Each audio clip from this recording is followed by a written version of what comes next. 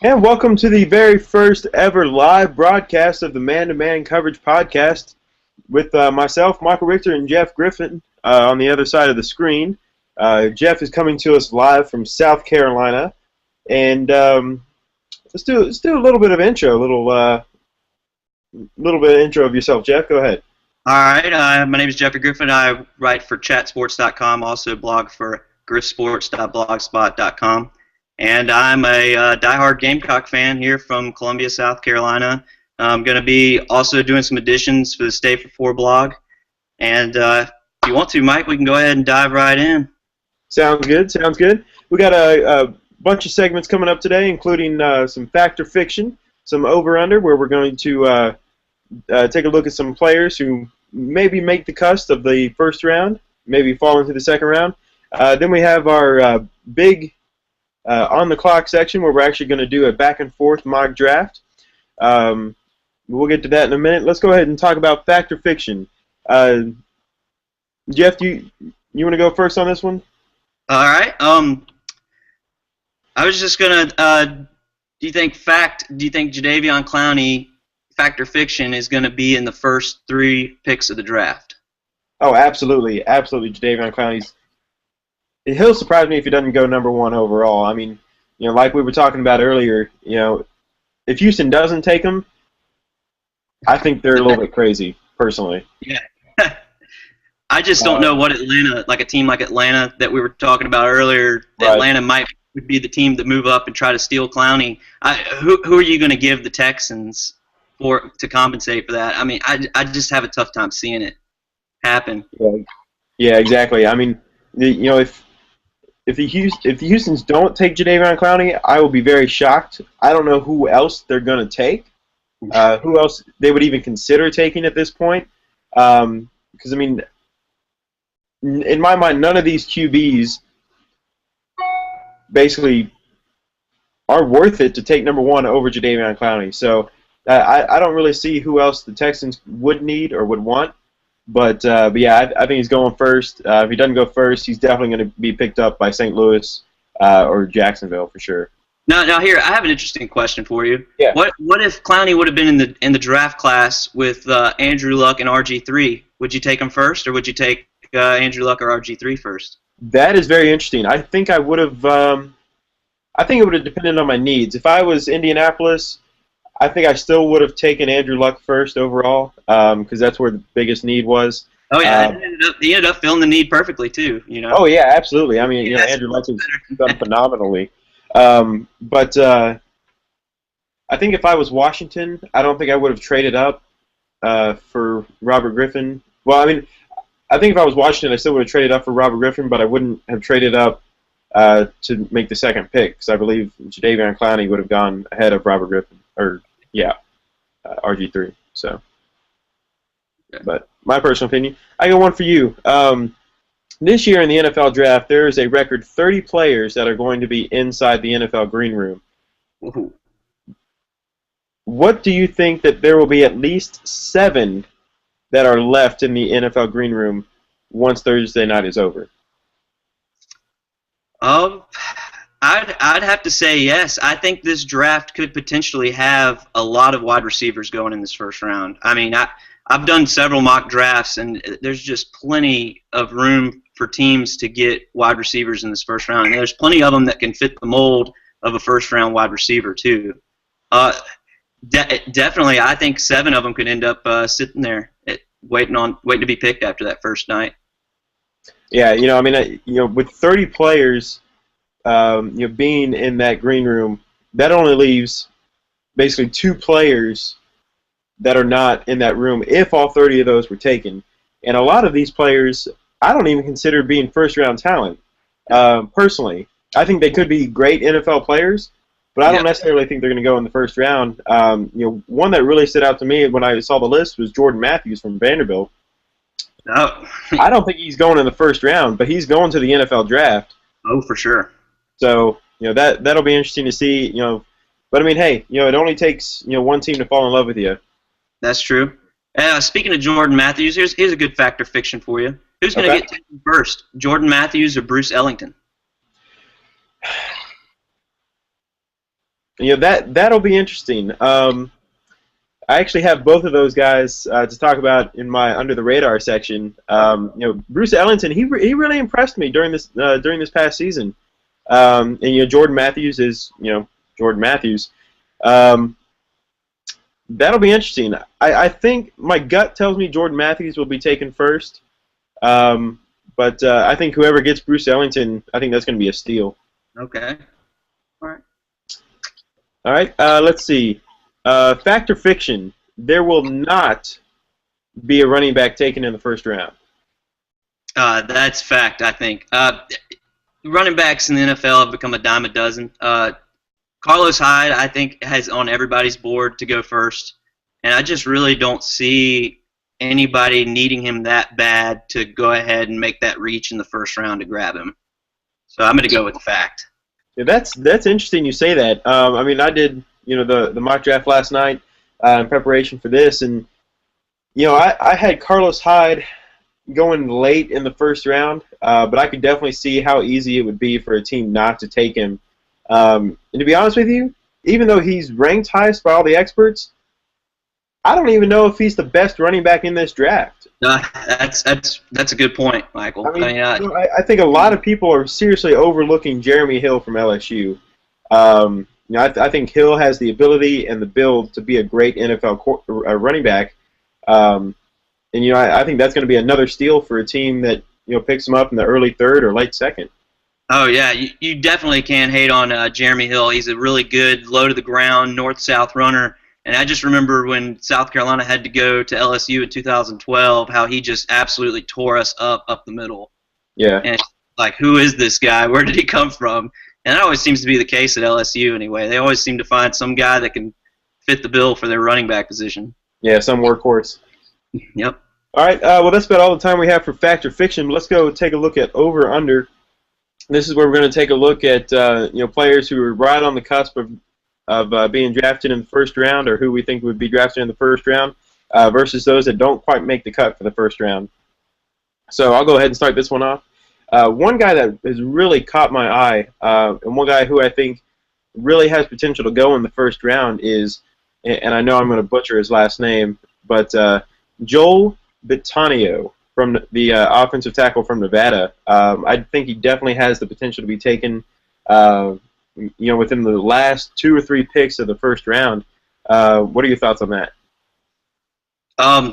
Offensive linemen could always. I always am a fan of the offensive linemen going in the first round. I mean, if teams evaluate, obviously have different scouts that evaluate different players differently, but the offensive linemen, I just don't think you can go wrong adding that to your team. And if you think that if you're high on that offensive lineman, then that's a good pick, I think. And I could see it, but it just really depends on how many linemen get taken in the first round.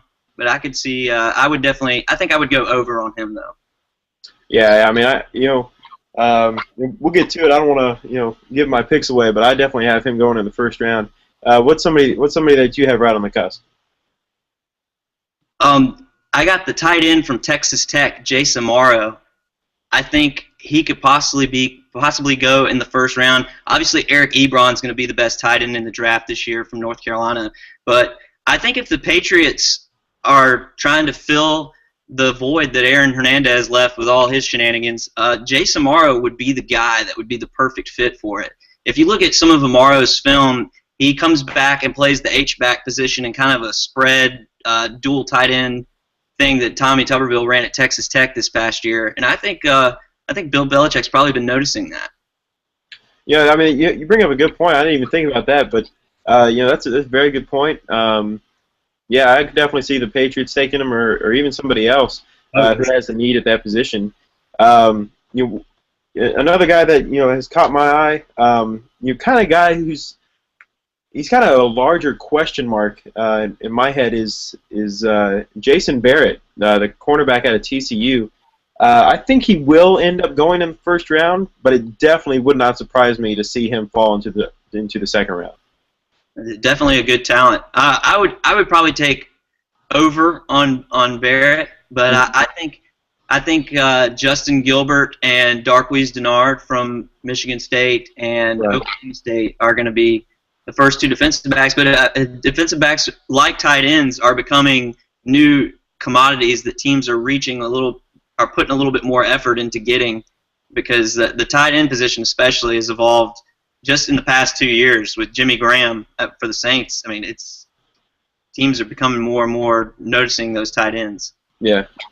So speaking of the Saints, we'll get into more of this when we get to the on the clock portion, but really I think the Saints are actually probably in the best position out of any team in this draft, and they have the most opportunities to really have the freedom to do what they want. I think as a team, I think they're pretty much covered. I mean, they only need one or two more pieces, and I think they could be a Super Bowl team. You're exactly right, Michael. And I think, like you said, the New Orleans is probably going to see who does what before them, and then they're really in position to take whoever the best talent is on the board once they get to their pick. Yeah, exactly. All right, we'll do a couple more of these, and then we'll get to our on the clock section. Okay. What do you think? You think Teddy Bridgewater goes in the first round? I don't know. I mean, I did my mock draft. I had him falling all the way out of the first round. It wouldn't surprise me, though, if Jacksonville took him, if Cleveland took him, if Oakland took him. I think Oakland is really key for Teddy Bridgewater. I think if Teddy's going to find himself being taken in the first round, it's going to be by Oakland, or possibly by Cleveland late with their second first-round draft pick. But I really don't know if Oakland's going to be able to pass up Sammy Watkins if he's still available. So yeah. If he does get picked up by Oakland or Cleveland, what's the over/under on how many years he's the quarterback there? 2, maybe. I mean, either way, between Oakland and Cleveland, whoever gets drafted there, whether it be Manziel, Bortles, Bridgewater, let's even say Carr gets drafted by one of those guys. I don't think any of their careers flourish at either one of those locations. I think whoever goes there, their careers will tank within the first 3 years. All right. You about ready to do the on the clock segment? Yeah, we can go ahead and jump right into that. We did a coin flip before we started here, and Jeff won the coin flip. So he will go ahead and take the first pick for the Houston Texans, and we'll just go ahead and run straight through this. All right. I would have Mr. Goodell ready with the card, and it'd definitely be Jadeveon Clowney with that first pick. I just don't see Atlanta being able to give the Texans anything that would be more than the prospect of Jadeveon Clowney. Like I was telling you before we started the podcast, I saw this guy jump over Georgia's left tackle in 2012 to get to Aaron Murray, and he's just a freak. If you can coach him up a little bit, he is going to be insanely talented in the NFL. Yeah, absolutely. I mean, I definitely, like I was saying before, I don't see anybody, trading up for him. I don't see Houston giving him away. And, I mean, I think they would be crazy not to take him, personally. I mean, I know there's a lot of other, really good players, but I don't think there's anybody nearly as good as Jadeveon Clowney, especially in the first round of the draft. But, moving on to St. Louis, that one was pretty easy. Got the Jadeveon Clowney out of the way there. Moving on to the second pick with the St. Louis Rams. This one I think everyone is pretty much in agreement on. I think there's been some rumors lately about how the Rams are interested in Manziel and all this kind of stuff. I think that's all just smokescreen, to be honest with you. I think they're going to give Sam Bradford another year at least. Hopefully just to stay healthy, and now he's going to have some more tools around him. In addition to that, I think they're going to pick up Greg Robinson, the offensive tackle out of Auburn, with their second pick, or with their pick, and that'll help Sam Bradford even more to be comfortable in the pocket. Well, Greg Robinson would definitely be a solid pick there. I think he's probably the most solid tackle in the draft this year. I mean, proven against SEC defensive linemen, you can't really go against that. So I'll move on to the third pick here with the Jaguars. If I'm Jacksonville here, I'm leaning towards a quarterback, but I think I would get a receiver. I think I'd have to take Sammy Watkins here. I mean, he's just too good of a receiver to pass up in this year's draft. Okay, all right. Sammy Watkins, very good. Yeah, That's you Dustin. kind of threw me off there. I didn't have that one on my list, so let me write that one in here. And that way I know not to take him somewhere else later on down the draft. But yeah, I mean, you make an excellent point. Sammy Watkins is definitely by far, in my opinion, the best wide receiver for this draft. Almost. Let me ask you a question. Who do you think's a better wide receiver, Sammy Watkins or AJ Green, who was taken a couple years ago? I got to go with AJ Green. He's just so proven in the NFL already. Sammy though is going to be a incredible threat for whoever picks him up. And this guy was pretty with Taj Boyd at Clemson. They were a very good combo. And I think if he goes, I think Chad Henne will be an all right arm to get the ball to him. But they're going to have somebody at receiver this year. Yeah. I mean, I definitely agree. Yeah, that's interesting. That'll definitely be interesting to see where Watkins goes in the first round. Let's go ahead and move on to Cleveland. The Cleveland Browns do have 2 picks in the first round of the NFL draft. With their first pick, I think they're going to be mainly looking to take care of that quarterback position. And which quarterback, are they actually in love with, or are they just saying they're in love with? I don't know. But I think personally, they are gonna go after Johnny Manziel. And if Sammy Watkins was picked up by Jacksonville, that would make Johnny Manziel the first quarterback taken in this draft. So yeah, I'm gonna say that the Browns are gonna go ahead and pick up Manziel and see what happens. And like I said before, I think Johnny Manziel's career will tank within 2 to 3 years simply because of the team that he's on. If he was on a different team, I think he'd have a much better chance of success. For example, if he was picked up by Minnesota, as you were saying earlier, I think he'd have a much better chance of success, but I don't see it happening with the Browns. All right, so I'll go here with the 5th pick, Oakland Raiders. I'm going to go with, I think the Raiders will take Teddy Bridgewater here if he's on the board. It just seems like the Oakland pick, Right. Yeah, I mean, Oakland definitely does not have a history of, how do I put this politely? They don't have a history of, taking good or making good decisions on draft day. So this one definitely could be interesting to see. As I was saying, whichever quarterback gets taken in the first round, I don't think their career will be very flourishing in the NFL, and this applies to Teddy Bridgewater out in Oakland. But moving on to Atlanta, let's see. Atlanta. Who do I have Atlanta taken? Yeah, I mean, I got to go with Jake Matthews, the offensive tackle at Texas A&M. Atlanta needs some help on that offensive line, and I think they have a lot of options. Really, I think they could take. I think they could be interested in Eric Ebron, the tight end in North Carolina, but I think ultimately with the first round they'll go ahead and pick up Jake Matthews. Okay. Move on to the Tampa Bay pick. I think the Buccaneers will see Bortles on the board here from Central Florida, and I think they'll pick him up. I've heard a lot of rumors about them shopping Mike Glennon here recently. Within the past week, it's been rampant on the news. So I'm going to go ahead and say that the Bucs will take Bortles here. Yeah, especially if Blake falls this far, falls all the way to the 7th pick. I definitely think you're right on that one. I think Tampa Bay, is going to see him and pick him up pretty quickly. I'm actually kind of surprised, between the two of us that he has actually fallen that far. But I definitely think you're right on that one. Let's see. Moving on to the Minnesota Vikings with the 8th overall pick. I think they're going to pick up Khalil Mack. I know that the Vikings have a need at the quarterback position right now, but I just don't see them, being able to let Mack slide past them. I think they realize that Mack is way too good of an offensive linebacker. I'm sorry, not offensive, outside linebacker.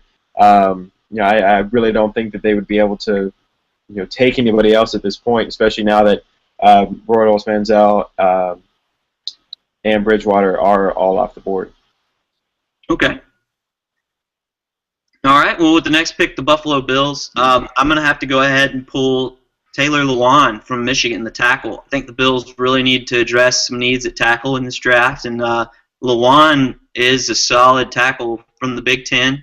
He played against Clowney in the bowl game a couple years ago, and everybody remembers the hit. But up until that play in the game, Taylor Lewan really contained Clowney pretty well. So I'm going to go ahead and take him off the board. Sounds good. That's definitely an interesting pick. I'm really kind of interested, to be honest with you, to see where Taylor Lewan will end up in this draft. I've seen some mock drafts where he's taken in the first 6. I've also seen drafts where he falls to about the 11th or 12th spot. So I'm really interested to see where he is going to fit in with this whole cog of the NFL draft. But okay, moving on to the Detroit Lions. This pick, I think Detroit could go a lot of different ways with. I think they could go ahead and pick up Justin Gilbert early, or, and this is what I think they're going to do, I think they're going to lean more towards the offensive side of the ball and add another receiver in with Calvin Johnson and give Matt Stafford another body to throw to in Mike Evans, the wide receiver out of Texas A&M. Mike Evans, he kind of fits the mold of Calvin Johnson. Get 2 big bodies out there for Detroit, not for Aaron Murray, but for Matthew Stafford to throw to. And I think Detroit Lions are going to pick up the big wide receiver. Okay, I had that in my first mock draft. I agree with that pick a lot. With the next pick for Tennessee, I'm going to go ahead and take the outside linebacker for UCLA, Anthony Barr. This is a guy that got converted from offense to defense during his college career, and I think he will give Tennessee a much-needed rush off the edge for their defense. Yeah, I could definitely see that. Anthony Barr is, outstanding linebacker from UCLA. I think Tennessee, I kind of see this as a gift for Tennessee, with him still being available on the board.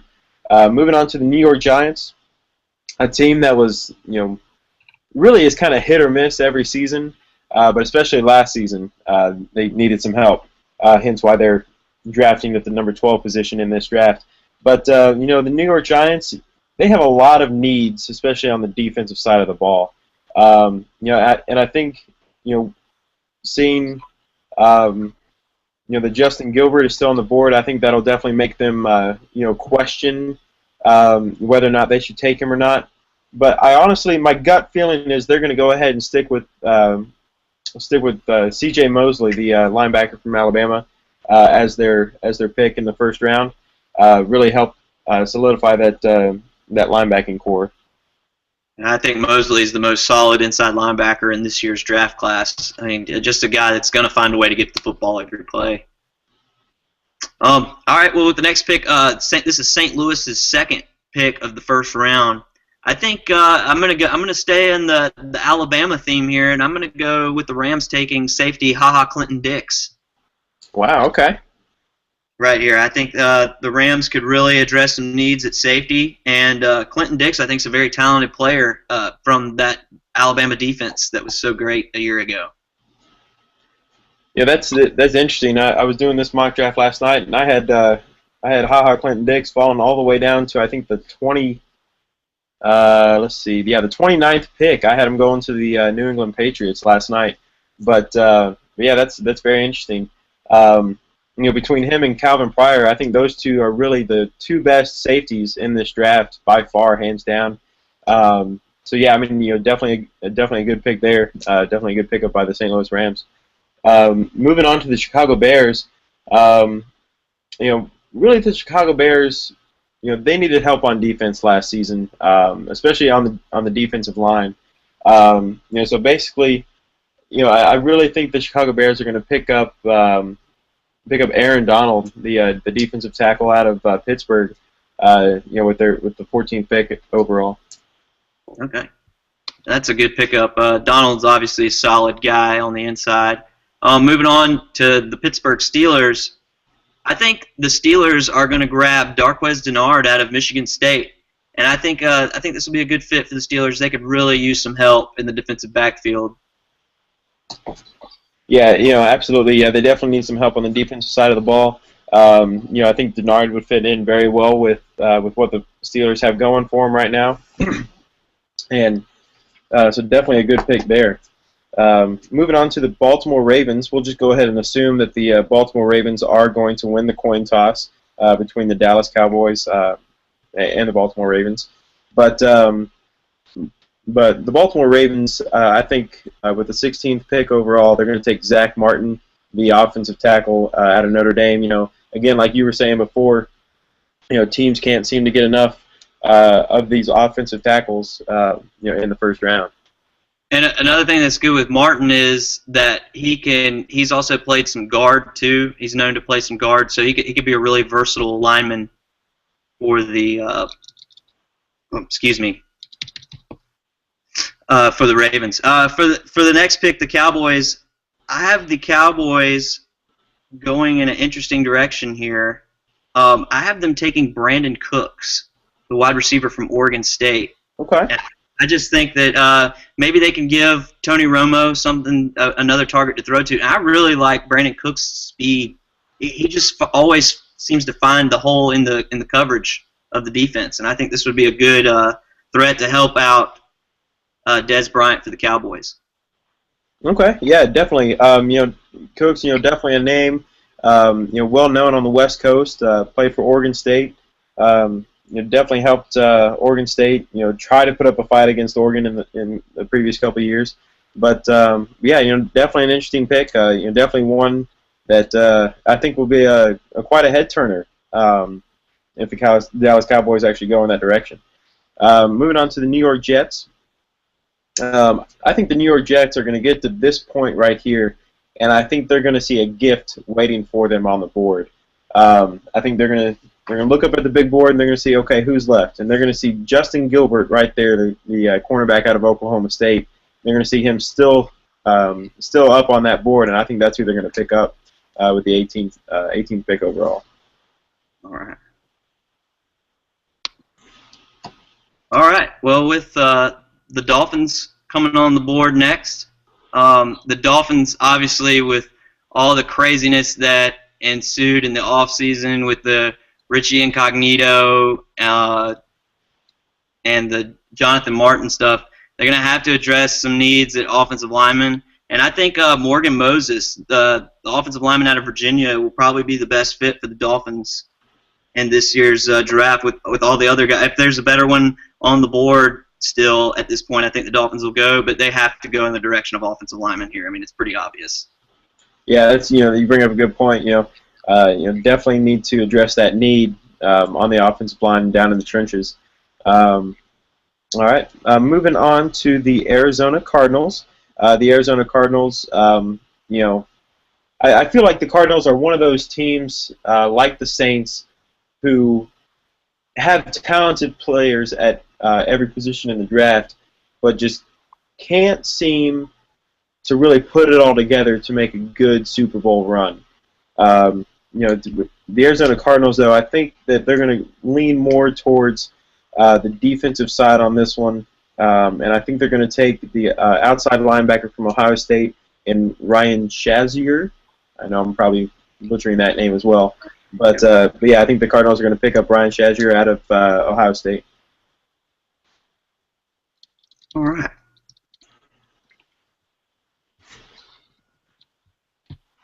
Scratch him off the board there.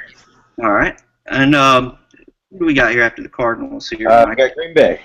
All right, Green Bay. Green Bay is definitely going to go in the direction. I'm sorry, my computer's freezing up a little bit here. That's all right. The computer. Green Bay is definitely going to go in the direction of defense, I think, this year. And a guy that I think the Packers are going to be looking at is I'm going to butcher this name really bad. He's recently come on a lot of guys' boards. It's Atai Ochu from Georgia Tech, the linebacker. I'm sorry, I butcher his name every time. Yeah, I don't even know if I can pronounce his name right. I think it's like Ataochu. Ataochu, yep. Ataochu. Well, we'll go with that. If it's not right, forgive us, Jeremy. Forgive us, please. But yeah, I think that's an interesting pick for sure. Quite a few of your picks have been head turners for me. I'm not gonna lie. I mean, I definitely could see that as a possibility. I kind of see the Green Bay Packers going more offensive with the first pick, but okay, yeah, I definitely see that. He's on my big board for the Packers, so it could definitely be a possibility for him.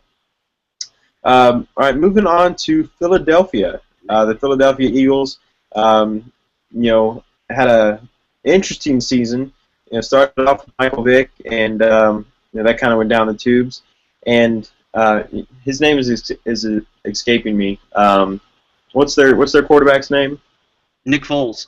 Nick Foles. That's what it is. Thank you. Nick Foles came in, turned that program around, and really set up. Really put together a really good season for him. But basically, with what's left on the board, I think the Eagles are going to go defensive in this draft. I think they're pretty solid on the offensive side, but they definitely need some help on defense. So I think they're going to pick up Bradley Roby, the cornerback out of Ohio State, with the 22nd pick overall. They definitely need some help in their secondary. I think it was one of the worst in the NFL, if not the worst, last season. Yeah, it was pretty bad. All right, moving on to the Kansas City Chiefs pick. I think the Chiefs are going to have to add a target to their receiving core this season to help out Dwayne Bowe, get some pressure off him. And I think they're going to go with the track star and Odell Beckham Jr. And I really like Odell, and I think he'll go late first round. I really think there's going to be a rush to get a wide receiver in this first round this year. There's so many good ones on the board. So that's the direction I think the Chiefs will go in, and I'm going to take Beckham Jr.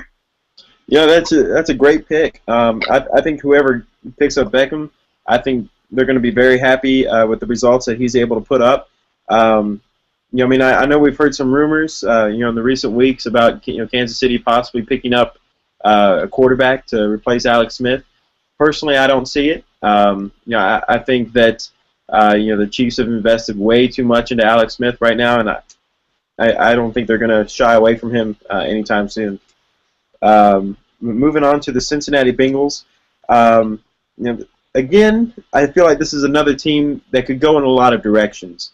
I think they could pick up a cornerback if there's one still available at this point, a linebacker, a safety, basically anybody on defense who they think they could help them out. I think is the direction that the Bengals need to go. But looking at the board, I think they're going to focus more on the trenches, focus on the defensive end position in particular. And I think they're actually going to pick up Stephon Tuitt, the defensive end out of Notre Dame, to really solidify that defensive line there. All right. Moving on to the San Diego Chargers pick. This might be a little bit of a shocker, but the 3-4 defense that the Chargers run, I think they could really use a guy. I'm going to take Trent Murphy here, the guy from Stanford. I think he just provide a really good edge rush for the Chargers, and San Diego's been known to like those edge players from Stanford. Very good, very good. Moving on to the Cleveland Browns' second pick in this year's NFL draft. Since how the Browns already picked up Johnny Manziel in the first round, with their first pick, I think they're going to go in a different direction. I think they do realize that they do need a little bit of help, especially on the offensive line, and especially in order to protect Johnny Manziel. I think that the Browns could go and pick up Carlos Hyde with this pick, but I'm not sure if they're actually going to go that direction. I think they might wait to the second round to see who's available, such as a Jeremy Hill from LSU, what have you. But I think they're actually going to pick up Xavier Suafilo. Am I saying that right? Suafilo, I guess. The offensive guard out of UCLA. I definitely think he could definitely help what the Cleveland Browns are trying to do in protecting Johnny Manziel. All right. And moving on to this next one. This next one, I'm sitting here and I'm really having a tough time with it. It's the New Orleans Saints pick, and we talked a little bit about this maybe being the pick with the least pressure on it in this first round. And if I'm the Saints, I guess I'm in the position. I think I'm going to take Marquise Lee, the wide receiver from Southern Cal. Yeah, I mean, I could definitely see that. Definitely adding another weapon for Drew Brees to throw to, definitely would be beneficial. Yeah, I mean, basically, like you said, I think the Saints could pick up, who they think the best person on the board is at that time. Because I think they are covered mostly in a lot of different positions. All right, and moving on to the Carolina Panthers. Let's see who else we have available here. We got some pretty big names still left up on the board. With the Carolina Panthers, with the 28th pick, I think they're actually going to pick up Kelvin Benjamin, the wide receiver from FSU. Benjamin, I really think is underrated as a wide receiver, and I think Carolina is going to get a little bit of a gift and another target for Cam Newton to throw to on Sundays. All right. And I think Benjamin's a real big physical receiver, and Carolina's definitely got to go get another pass catcher for Cam Newton. That's the facts. With the Patriots' next pick, I think, or the Patriots' first pick, I'm going to go ahead and stick with my guns here and say Jay Samaro. I really think that he could fill the mold of Aaron Hernandez, and I mean the guy's pretty much the exact same size as Hernandez too, and so Bill Belichick can get back to his old tricks. Yeah, the Patriots definitely need to fill that void that was left by him, and I definitely think that would be a great pickup for the Patriots. Moving on, kind of within the kind of seeing the light at the end of the tunnel from this first round of from this mock draft, the San Francisco 49ers had the 30th overall pick. Again, San Francisco is one of those teams that I really think could go a lot of directions in this draft. But I really think they need to really need some help on that defensive line. Especially in the division they're in. Playing the Seahawks and trying to get some more pressure onto Russell Wilson. I think they're going to pick up Louis Nix, the nose tackle from Notre Dame. I think that. I do think they have a lot of options, but I do think that they're going to pick up Louis Nix and basically put his mind at ease on whether or not he's going to be picked up in the first round. All right, well, we got 2 picks left here, Michael. With the next one for Denver Broncos, and I'm surprised this guy has really fallen this far with the new focus on tight ends in the league. I think the Broncos would be wise to pick up Eric Ebron out of North Carolina. Yeah, it's funny you mentioned that. I wasn't even thinking that he was still left on the board. I had him going to the Packers back in the mid-20s. But that's definitely a gift for Denver. Well done, good find for the Broncos, and congratulations. Here, have a tight end. That's definitely a nice pickup for the Broncos there. Moving on to the final pick of the NFL draft, the Seattle Seahawks, who were the Super Bowl winners in 2000 at the beginning of this year, so 2014. Seattle really is really another one of those teams that has a lot of options. But I think they are going to focus on the offensive side. Whether they pick up another tight end or whether they pick up a wide receiver or offensive tackle, I think is really anybody's guess at this point. But I really think they're going to go, and my gut tells me they're going to go with the offensive tackle position, and I think they are going to pick up the guy who I was talking about before, Joel Bitonio, the offensive tackle out of Nevada, and I think they're going to pick him up to help protect Russell Wilson in the coming years. I think that would be a wise investment. I'm sorry? I think that would be a wise investment. And I really think once you get to the Saints pick at number 27 spot, besides the others, the 6 teams from 27 to 32, besides the Carolina Panthers, really those picks can go any way. That they're really going to probably make a feel off of who goes ahead of those picks, and because those teams can go pretty much any way they want to. Exactly. Yeah. Yeah. I mean, from the New Orleans Saints to the Seattle Seahawks don't have a whole lot of needs to fill, but could really have the opportunity to add some depth at multiple positions across the position chart.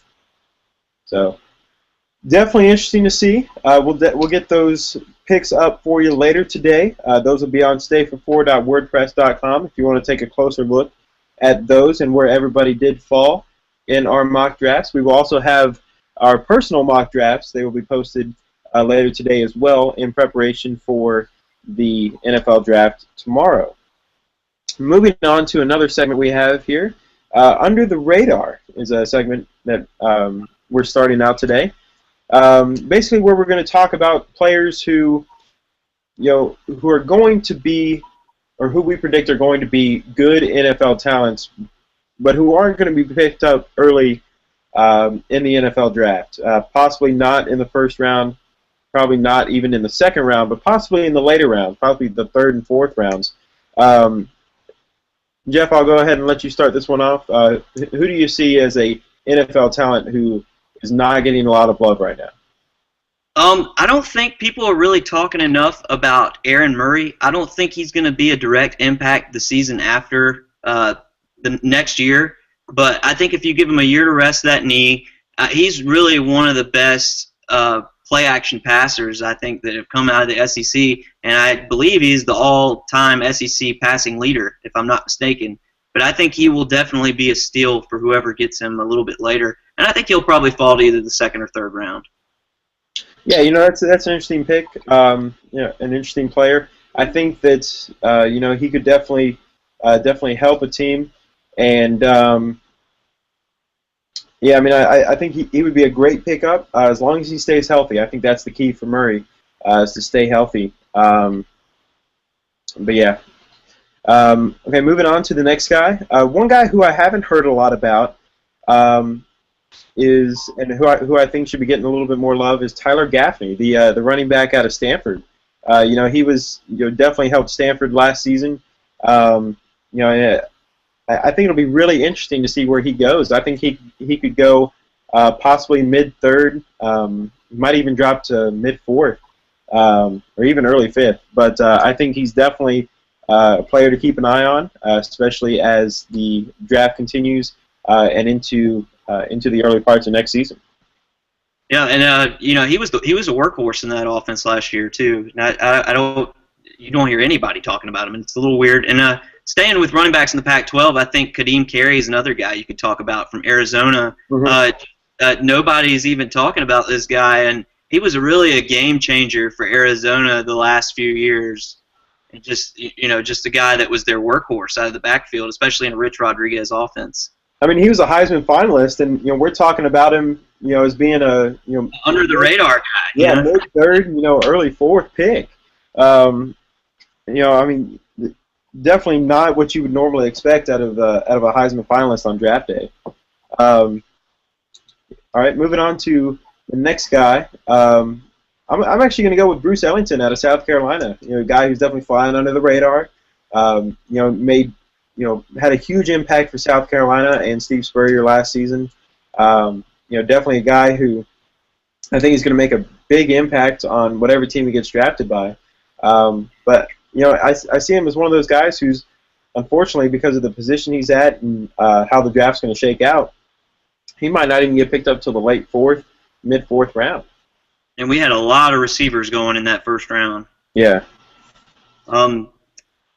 Another guy I think you can add to that list, nobody's talking to him, and it's tough for me to say this because he plays for a rival school, but Tajh Boyd, nobody's even given him any consideration. I know he was on the Gruden quarterback camp segment, but other than that, you don't really hear many people talking about him. But I think Tajh Boyd could be a great NFL backup quarterback at least. I mean, I would definitely be able to trust him with my team, and he's made some good throws during his college career. Yeah, and you bring up a good point. I mean, this was another guy who was on the Heisman watch list at the beginning of last season. Took Clemson down and was able to defeat Georgia in the first game of the season. And, nobody's talking about him. I don't think I've heard his name once since the end of last season. And Ohio State in the Orange Bowl, Yeah, exactly. And, he's definitely, a player that, like you said, could be a very decent backup quarterback. Could back up, Drew Brees or one of these other players. It'll be interesting to see where he does actually end up getting drafted at. Okay. One last player here we'll discuss before we move on to our rumors section.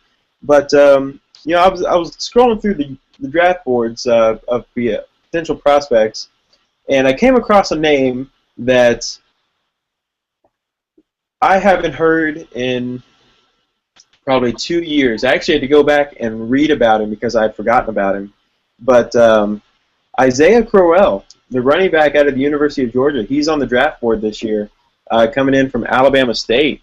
I'm not sold on the fact that he's going to be a great NFL running back, but his name did catch my eye. And while I was reading the player bio about him, I think his maturity and his personality is a lot of what's going to keep him down in this year's draft, because he did put up some great numbers while he was at the University of Georgia and while he was at Alabama State. But unfortunately, I think his personality and maturity level are going to keep, or is what is going to keep him down in this year's draft. And I'd completely, like you said, I completely forgotten about Isaiah Crowell. But I remember he was a dominant back at Georgia. Mm-hmm. Could you imagine if he would have stayed there and been there with Todd Gurley and Richard Marshall this past year? Yeah, that would have been a trio right there. Yeah, definitely would have been a force to be reckoned with in the SEC for sure. All right, moving into our very last segment. We appreciate those of y'all who stuck with us thus far.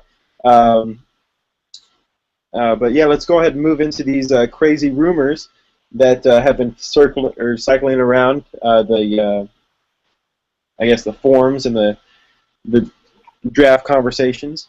But yeah, go ahead and start us off here, Jeff. What's one crazy rumor that you've heard? The local radio stations here around Columbia have obviously been doing a lot of draft coverage on South Carolina players. We don't really have any pro teams. We have the Carolina Panthers, but they're up in Charlotte. One of the rumors I've heard is the Seahawks have been making a lot of conversation with quarterback Connor Shaw. And if you do a little thinking about this pick, it doesn't seem too far-fetched. Shaw would probably he doesn't have the arm that Russell Wilson has, but he obviously has the mobility, and they're both about the same size, which is kind of funny. So I thought that was a pretty interesting rumor that's been going around here in Columbia. Where do most mock drafts have Connor Shaw falling to? I've seen him go as early as the 3rd round, and then I've seen some that have him going late 6th and 7th round. So wow. It'll be interesting to see if the Seahawks actually make that stretch. But I mean, apparently they've been in pretty good contact with Connor Shaw. So we'll see. Yeah, I mean, you bring up a great point. That's one guy I've kind of forgotten about, to be honest with you, as previous quarterback out of South Carolina. I mean, I could see it. It makes a lot of sense, to be honest with you. It's very interesting. Definitely something that I think, could be a possibility, especially in the late rounds. If the Seahawks are, looking, find somebody to back up Russell Wilson. Definitely an interesting possibility there. One rumor that I heard about involves the Dallas Cowboys and the possibility of the Cowboys picking up Johnny Manziel in the 1st round if he is still available. Possibly to maybe push out Tony Romo, add some competition in there, what have you. But yeah, I mean, I definitely think that could be interesting to see Manziel go to the Cowboys. Interesting. Some of these rumors, I've just heard some crazy evaluations, and I heard one team stopped talking to A.J. McCarron because they said he was too cocky. You know, a lot of these teams didn't like the way Teddy Bridgewater's pro day went, and it's just interesting to see some of these scouts how they observe players, and it just seems like sometimes they seem to copy each other's notes and not even do the actual looking themselves. I mean, you've heard about great players slipping in the draft, Tom Brady's, you know, and it's just amazing to see these scouts just kind of overseeing that. Yeah, I mean, you bring up a great point. I mean, you know, it only takes one action for you to completely fall off, the cliff, basically, in the NFL draft. One person, doesn't like you. It gets picked up by some other scouts, and then you were a first-round draft pick, and now all of a sudden you're early third pick. Yep. It's just amazing the fluctuation in the polarity that occurs during this time of the year. Especially right around the draft, right before the draft. A lot of people start talking, and a lot of ideas come to light, and a lot of unknown facts come to light. But it's definitely interesting how people react and how scouts react to certain things. I mean, for example, look at Teddy Bridgewater. Like you were saying, the past 6 months, he's been projected to go as the first overall quarterback taken, possibly the first pick taken by Houston. All these other high-end draft picks, and now he wasn't even taken, or he was taken in our mock draft by the Raiders. I'm sorry, but yeah, I mean, some mock drafts don't even have him being drafted in the first round. So I mean, it's just one or two things, and you could see those dollar signs just slipping off the board for you. For sure, and it's almost like a political campaign. They're trying to dig up whatever dirt that they could find on each pick to minimize the risk of the pick, and it's just like you've heard. I was just telling you, they reported on NFL Insiders yesterday that Zach Mettenberger had a diluted drug test. So I mean, that could cause you to slip, and it's ultimately costing you a lot of money. Yeah, it really is. I mean, Zach Mettenberger is just. I mean, it's almost like you're throwing your life away. I was like, you're about to get a contract for millions and millions of dollars, and then you go and have a diluted urine sample or whatever. It's like, really? Like you can't not do that for, or you can just. I mean, it was going to stay off drugs for 6 months to just so you can sign that contract and get the money. Exactly, and you knew it was coming. So yeah, exactly. It's like it's just I don't know. That just blows my mind. But let's see. I had another thought. It's escaped me. But yeah, I had another thought. But anyway, it obviously wasn't that important. Darn it, that's going to bother me all day now. Anyway, moving on. Do you have any final thoughts here to close this out, Jeff? I just think it would be interesting to see how many actual wide receivers go in the first round. There's so many guys in that first round. We didn't even scratch the surface, I don't think, on the wide receivers. We didn't even talk about guys like Devontae Adams or I forget the guy's name from Indiana. I mean, there's just so many of them, and I think it'll be interesting to see how many actually go in the first round Thursday night. Yeah, excellent point. Excellent point. I mean, like you said, this draft is very deep in the wide receiver range, and it definitely will be interesting to see how many of those go. My final closing thought is to see how these top three quarterbacks, how they will be drafted. Blake Bortles, Johnny Manziel, and Teddy Bridgewater, where the shuffle will all shuffle out and where they will go. I think that'll be very, very interesting to see. But yeah, that'll about do it here for our first man-to-man coverage via Google Hangout. I think it's definitely been a cool experiment, one that I think will definitely continue. I hope to definitely continue with you, Jeff. It's definitely been entertaining and enjoyable. But yeah, we'll go ahead and get those mock drafts up for you later today. You can find those on stayfor4.wordpress.com. Soon to be stayfor4.com. We just haven't made the investment yet. We'll get there. But yeah, we'll definitely have those mock drafts up for you tomorrow, and today. I'm sorry, not tomorrow. In preparation for tomorrow's draft. I believe that's live on the NFL Network and on ESPN as well. I'm pretty sure you're right on that one. Yeah. I believe it starts 7 p.m. Central, 8 p.m. Eastern on those two networks. So yeah, you can find that. You can find the draft there. But yeah, I think that'll pretty much do it for us. Jeff, you got any final comments? No. Just thanks for everybody that tuned in today. Yeah, very good, very good. Hope you guys have a great day and enjoy the draft. All right.